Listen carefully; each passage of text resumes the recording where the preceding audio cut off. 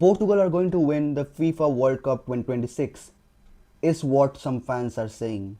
Since this will be Cristiano Ronaldo's last World Cup, and after seeing the squad list, many people are hoping that their greatest player, their idol, will finally have his name on the list of World Cup winners.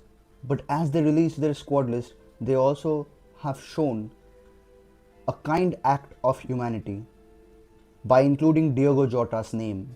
It is not a 26-man squad but a 26 plus 1 man squad. The tragic loss of Diogo Jota and his brother has affected everybody in this footballing world, and Portugal are going to give their all for him. In a month, it will be a year since we have lost him, and all I want to say is that life is precious. Take care of yourself and your loved ones, look after them, and yeah, let's begin. In the first section already, I have a question. Why 4 goalkeepers? Diego Costa will start in almost every match. I suppose like everybody knows it. Now, Jose Sa and Luis Silva are okay. That's it. That is it. Why is Velho a part of the squad? No disrespect to him. If you want him, then just don't take one of the other 3 goalkeepers, because 4 goalkeepers in a squad is not needed at all. Maybe a midfielder or an attacker would have been a better choice. Now let's come to the defenders, and the list looks good. We have Matthias Nunes, Diego Dallo, Nelson Semedo, Joao Cancelo, Ruben Diaz, Gonzalo Inacio, Thomas Araujo, Renato Vega, and Nuno Mendes. Honestly, good list of players. I really like the selection of Thomas Araujo. He has been a very consistent player under Jose Mourinho in Benfica, as they have not won the league but they were invincibles. He is also a very versatile defense player who can also play as a right back. In his 23 matches this season, he has committed only 7 fouls, which is like really good.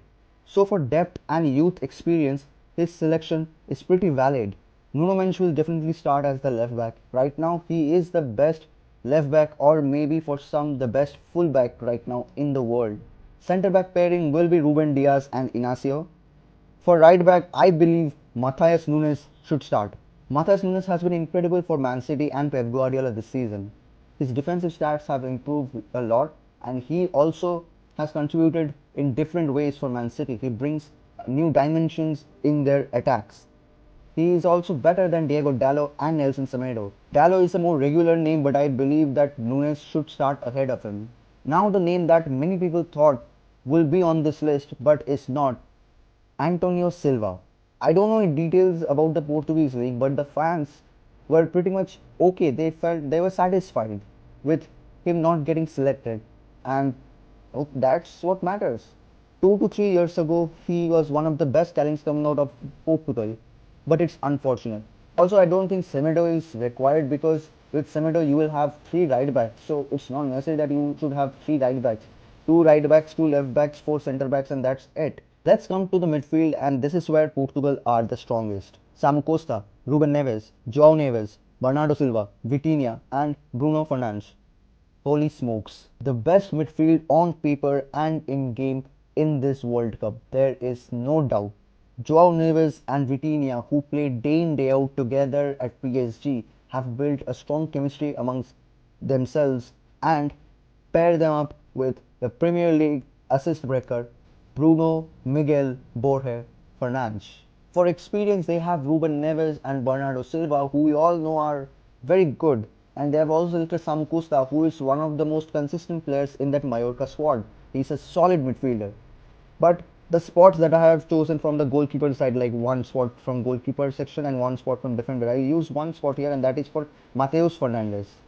I know many people are talking about Mateus Fernandes, and I also talk too, because at West Ham he was one of the most consistently performing players. Like, West Ham just got relegated, but he was one of their best players in the squad, like alongside Bowen maybe. A central midfielder who has created 37 big chances and is extremely vital in terms of ball progression and distribution, who also played for a relegation side.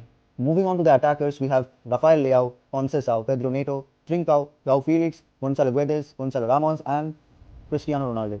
On first look, this looks really good, but also very meh at the same time. My question is, what if Ronaldo is not playing, or is playing but he is not playing that good?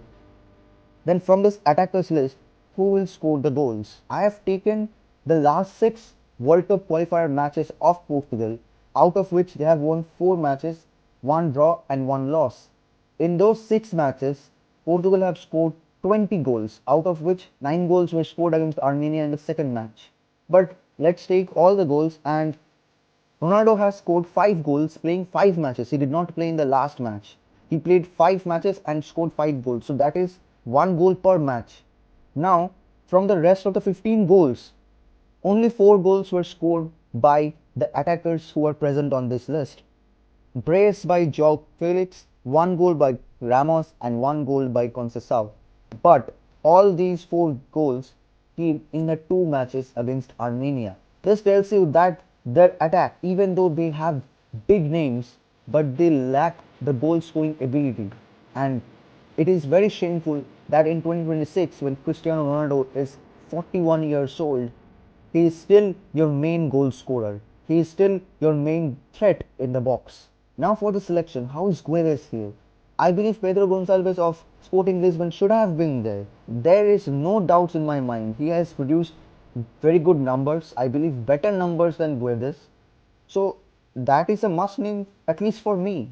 Rest of the names are pretty okay, I don't mind. But if I'm talking about the players, Rafael Leao is very inconsistent. Being the main man of Milan and scoring only 9 goals makes no sense. Plus, they have not even qualified for the Champions League next season. Conceição is a brilliant player. I like him a lot. He has been really good, but still no Champions League for Juventus. And the main thing, he is not a goal scorer. Pedro Neto will be a crosser. That's it. He'll just run in the wing and then cross the ball because he's good at it. But that's it. Trincao is a big one. The best right winger for Portugal right now, in my opinion. He's dangerous and can create incredible chances for Portugal inside the box and during transitions. João Felix. He'll spend most of his time on the bench, that is for sure. Though if tactics are changed for a bit, like not wingers but like narrow wingers, if that is something, or like SS basically, then he may start. He scored like 20 goals in the Saudi League, but a player who was not successful at all in Europe, like not in Chelsea, not in Barcelona, not in Atletico Madrid, but is successful in Saudi at the age of 26 maybe, tells you a lot. Gonzalo Ramos. I don't think I have to say anything about him. A by chance hat trick in the World Cup knockout stages that led to this moment. So the thing is, people are hyping Portugal, and that is okay since this will be Ronaldo's last World Cup. But this team is heavily reliant on their midfield because in those 20 goals that I had mentioned earlier, midfielders have scored the most number of goals. So if this midfield crashes by any chance, nobody can save Portugal. There is every chance of them winning the World Cup, but in my opinion, I believe they will go till the quarterfinals. Because just like France's video, if you have not watched, you can watch it. But just like France, if every big teams do their parts and play accordingly, Portugal will face Argentina in the quarterfinals. A final for the last time, a Messi versus Ronaldo match, and I believe Argentina will take the win. This is my bias maybe, but what do you guys think? Comment down below. If you enjoyed, then like, share and subscribe. And next up, it is Argentina.